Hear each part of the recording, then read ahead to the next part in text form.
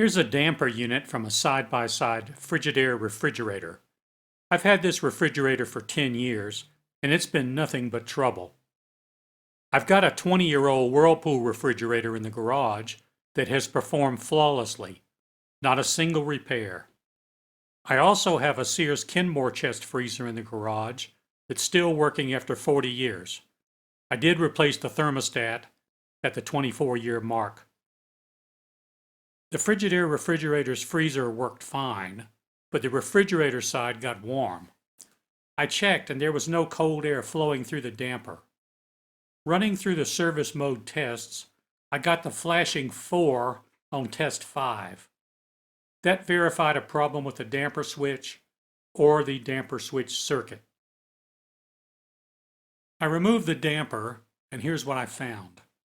You might notice the damper is open, but in a second, you'll see why it's always closed. I've got it hooked to 115 volts AC now. This voltage can kill you if you're not careful. I don't recommend messing with this if you are unfamiliar with electricity. If you hook it to 115 volts in this condition, with no control to it, it should open and close constantly, just like a running clock, which is really what it is, or like any other uncontrolled mechanical device. You can hear that scraping sound if the door is open when you plug it in.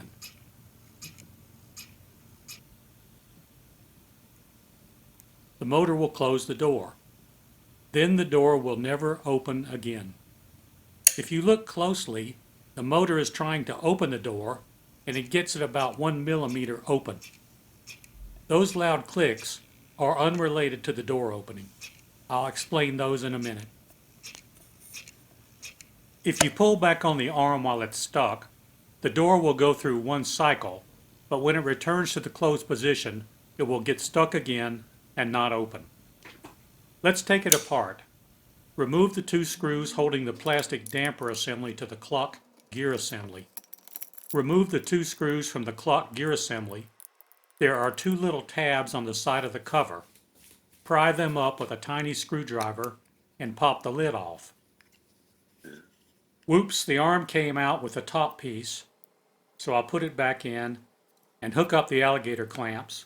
Then I'll plug it into 115 volts. Now it works perfectly. The arm comes all the way in and goes all the way out. There is no sticking. Obviously, you don't want this damper to open and close constantly. The damper needs to be open when the refrigerator calls for more cold air and stay closed when it is cold enough inside. That's where the clicking comes in. There are 2 extra prongs sticking out of the side of the damper. These go to a simple single-pole, single-throw switch inside the damper. The switch is controlled by a cam on the clock mechanism. When the arm moves to the outer and inner positions, the contacts open and close. That's when you hear the clicking sound, letting the processor know the door is either open or closed. The control panel then applies 115 volts to the circuit, cycling the damper either open or closed.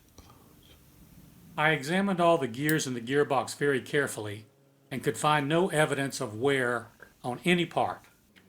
Okay, well, since there seemed to be no trouble at all with the gears, I looked at this foam, which dampens the door when it closes, and it appeared that perhaps the foam over the years had aged and swollen up a little bit.